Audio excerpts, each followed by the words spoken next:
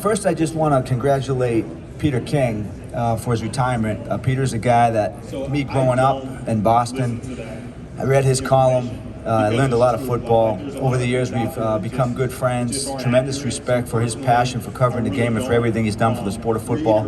And he will be sorely missed by me. So, questions? Now we do have conversations with other teams, and we gather as much information as we can. So there's some real things that we get from direct. Well, I think we made a statement on that. We're aware of the situation. Obviously, domestic violence is something that we're deeply concerned about, and we will continue to assess the situation as it unfolds. Eric, you and the Steelers are the two longest tenured head coaches in the league. Why is that continuity for your head coach is so important for your franchise? Well, I mean, we've actually looked at franchises like the Steelers over the years and always had an admiration for the way that they've conducted business. Obviously, bitter rivals, but we believe that continuity is critical to success. In many different ways. I think just from a coaching staff, the systems in place, the offense, the defense, having the same schemes.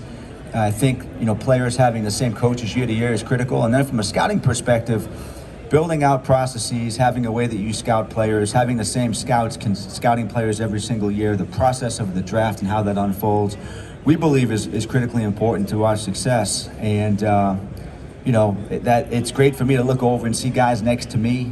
We haven't lost a lot of people over the years in scouting. Joe Ortiz this year, a great friend of mine, just went to become the GM of the LA Chargers. For 25 years, Joe has sat to my right. So, I'm going to miss him this year. There'll be a void, but having that continuity, I think, is essential. Yes? Eric, talking a little bit about the Steelers there. Recently, Jeremiah was a linebacker that played for you guys last season. What kind of players are getting in as linebacker? Yeah, Jeremiah is a very hard-charging guy, good on special teams. I think he's a developmental outside backer, strong and physical, great attitude. And I think he's going to have a great career, definitely. Eric, with the salary cap going up, how does that impact how active you will be able to be a free agency? I mean, it was nice to see that number. It doesn't mean that we're going to just open up the books and go shopping. I think that's not really the Ravens' way. But to have that buffer, so to speak, and to give us a little bit more flexibility along the way, it helps us this year, but it also helps us in the coming years as we project what we think that salary cap is going to be moving out in years 25 and 26 as well. So it does give you a little bit of a picture of the landscape of football and what that means salary cap wise from a roster building standpoint. I think we're excited about the potential that we have to be a good team this year, and we think that we'll have some flexibility to remain good in the coming years. Eric, you announced a bunch of coaching staff hires. One, how good does it feel to have that done, and how did you go about building that staff? Well, John did the majority of that. I would help him and give him advice. Last year, I was probably more involved in the interview process with the coordinator search than I was this year. But I think John does an amazing job building out his staff. I think last year's staff was really an incredible job of building out and helping our team. So we feel really good about the guys that we brought in this year. A lot of work was done by the assistant coaches, by the coordinators, and by John to get that done. And we're excited about the skills that they bring to the table. Eric, what went into your decision to extend Nelson Aguilar, and does that change your approach to drafting free agents into that position? Well, Nelly was a guy that we brought in last year. We had studied him for years. I had studied him coming out of USC, and always liked his game. Felt he was a valued guy for us. We knew a lot about his personality. He brought a lot to the table this year as a player, but also as a leader. He was great for that receiver room, the way that he conducted his business every day, the way that he practiced every day. The guys that saw him out there every single day know that he had tremendous intangibles and brought a lot to the table. So for us to talk to him and get that done, I think he's been a lot of different places, understood what it felt like to be a Baltimore Raven, and he wanted to come back. We knew that, and we were excited to have him back. Eric, Justin Maddox Day, obviously, we talked about this a couple of weeks ago. Just curious your philosophy when it comes to using a franchise tag in that situation and the other way around those overall discussions. Well, we're trying to get a deal done. We've had discussions with Justin. He's a guy that obviously has put himself in a fortuitous position this year by the way that he played. Had a great season for us. He's a valued player on the team, and we're hopeful that we can get a long-term deal done. Eric, your thoughts on Mike McDonald getting his chance to Oh, he'll do great. Mike's a guy that, people may not know this. Back in the day, we interviewed Mike in scouting as a player personnel assistant. He didn't get the job, but very, very thoughtful, very smart guy. We brought him back on the coaching staff. Very innovative, organized. He's a motivator. He's a great person, respectful. Players love him. Coaches love him. He's a home run hire by the Seahawks. Eric, what do you say about the player that Odafe Oweh has developed into during this time in the NFL? Well, we were really happy with this game this year. You know, I think sometimes people get really caught up on the number of sacks that people get. We prefer to look at pressures and disruptions and the ability that they affect the game. And Odafe's probably one of the hardest working players we have on our defense. He's got a great motor, plays with a passion. He's an exciting young prospect. He has battled back for some injuries, and we think that this is going to be a great season for him. We're very, very excited about what he brings to the table this year as one of our primary edge rush guys. Eric, you guys have a great roster already, but just curious about the running back position. You guys bring back just 2 players from last year's active roster there that are currently under contract. What do you think about attacking that position in particular, and how do you view this year's running back class?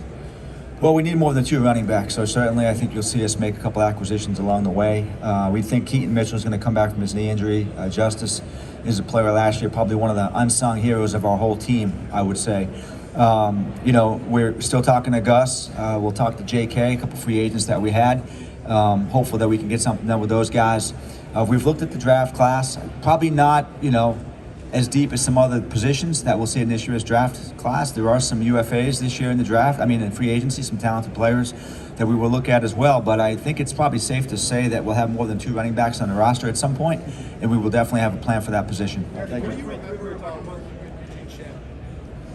Eugene Shen. So Eugene was a guy that, a lot of respect for Eugene. We interviewed Eugene probably back in 2011 to run the player personnel analytics department. At the time, we offered Eugene the job. He couldn't take the job for some different reasons. He was up in Connecticut and he was working on Wall Street. He couldn't take the position. And then a few years later, we were trying to hire somebody in coaching, and Eugene's situation had changed. He was more flexible and he was willing to take the position in coaching. Very, very smart guy, innovative, very good with modeling and just building out, using data to analyze. And I think that the Commanders got themselves a good hire, and I think he'll do a great job over there. Eric, I know you're an avid reader. Joe mentioned you share a lot of what you read with the players. I was wondering, is there anything specific that you would say most impacts your philosophy as a GM, and how does that morph in the offseason? Yeah, that's a good question. I read a lot of history, a lot of military history, a lot of value investing stuff, Ben Graham, Warren Buffett, Charlie Munger, things like that. I'm really interested in that idea as pertains to players. I do read a lot, I think sometimes the scouts would get sick of me talking about things they have no interest in. I've gotten at some podcasts and stuff too, but I do feel that in this business, it's easy to do the same things the same way every single year. And I think for me at least, being creative, kind of looking and being exposed to different things is very helpful, whether that's a podcast, a TV show, a movie, books, whatever that might be. Sometimes my best ideas kind of germinate from some of those different types of things. Eric, in 2023, you talked about the importance of finding a wide receiver 1. You found that it feels like in Zay Flowers. Do you think it's important to continue to add to that wide receiver room this year? I think always. I think that's a critical position. I think the data supports that, and that's a position too where some of these guys are like race cars. They break down at times, and so having depth at that position is critical. We saw that this year. We think we built the room out pretty well this year, and we're able to sustain some injuries along the way. So we will look at that. I think it's a very, very deep year in the draft. This draft class is pretty impressive from a receiver standpoint.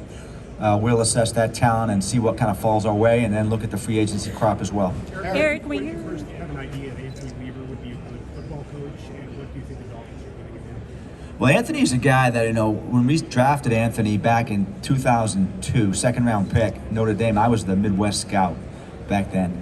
So I knew a lot about Anthony back then. I always have had, back then he was Tony, but had a tremendous respect for him as a player. We drafted Ed Reed with our first pick, and then Anthony Weaver was our second round pick. Mike Nolan was our defensive coordinator, and our defense was pretty darn good that year, surprisingly pretty good.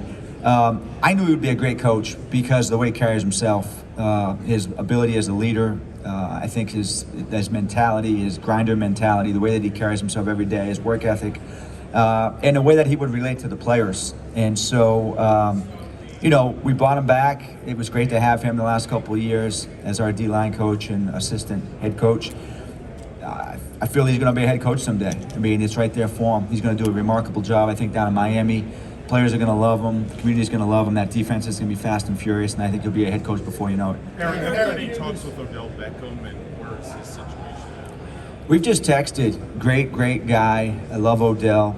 He's become a great friend of mine and a friend to the Ravens. And, you know, I think we'll just kind of assess and see what happens over the next couple of weeks. Eric, when you're meeting, Geno Stone's been a really good story of development. What do you attribute that to, and do you view him as a key piece of the future?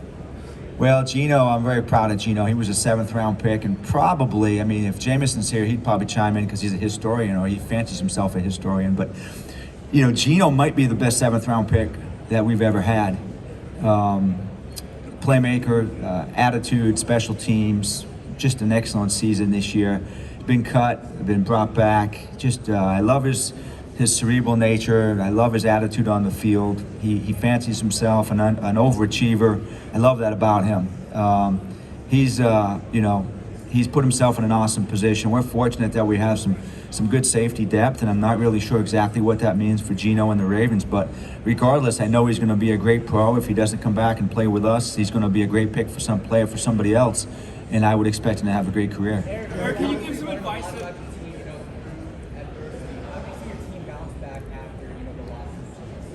Right. Well, I think we've got a great locker room, great coaching staff. We built the team the right way.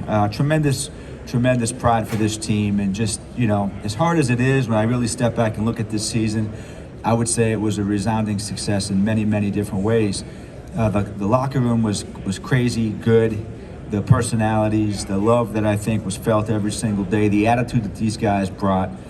So that gives me great hope that our future is very bright, and we try to build this thing out so that we don't have windows opening and closing. And that's kind of been the Ravens' mindset, that we want to be a competitive, good team every single year. That's what we aspire to, and I think we have a lot of the types of people in that locker room still, and we'll remain to have those type of guys to put us in a position to win every single year. Eric, how big is a priority do you see the offensive line and investing in that over the course of this offseason? It's always going to be a priority, Garrett. I think, and that's Coach Harbaugh from 2008 on. We have to have a big, strong, imposing offensive line. So we'll continue to build that out. Obviously, this year we're going to have probably some change on the offensive line in different ways. Remains to be seen exactly what that looks like. We will have a plan. Fortunately, this is a deep draft class as well. So we'll have a lot of different options in different rounds for players that we like at the offensive line position, at tackle, and also guard. Probably unlikely that we're going to draft a center very high, but I think there's a lot of depth along the way, specifically at the tackle position and the guard position. So that's exciting. It really helps me as we look at what that offensive line is going to look like. Eric, would you? Along those lines, just to follow up, is there a plan in place, I guess, for Ronnie and Morgan specifically, given they dealt with the and so forth, and now getting sort of back in? Yeah, we'll always have a plan. You know, we're going to always have a plan. We're aware of the injuries and the salary cap, and we're aware of the talent that we have and the talent that's available, and we'll build the best offensive line that we can with the best players that we can. And, you know, there's always going to be, you know, the roster's always going to morph and change year to year. You've got to stay young, but you've also got to have great veteran presence as well in your offensive line and every other position. So it's really a balance. You want to be as young as you can, but you also want to have a lot of veteran experience. And I think everybody feels that. And so it's really a delicate mix, because with a salary cap league, it makes it hard to keep every single player that you want to keep. We're not like the old, I grew up a Cowboys fan, and, you know, we're not like the Dallas Cowboys of 1991, 1992, 93.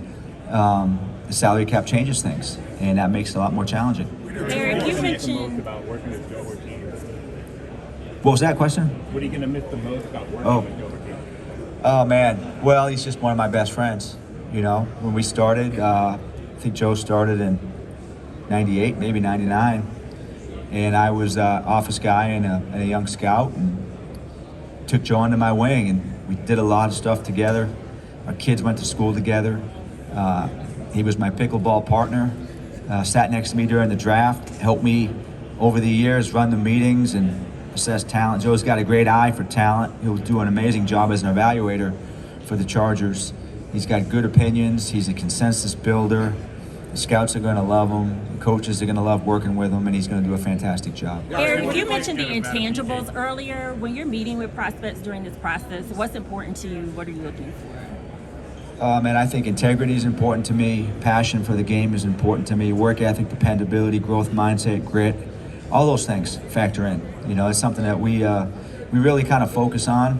You know, I mean, anyone can watch tape and assess how good a player can catch a football or bend his knees or make a tackle in space or block somebody. But to me, the secret sauce is really knowing the person behind the tape, the personality of the player, how he carries himself day to day. What's he going to do every day in the offseason? How is he going to carry himself on the field, in the community? All those kind of things are critically important.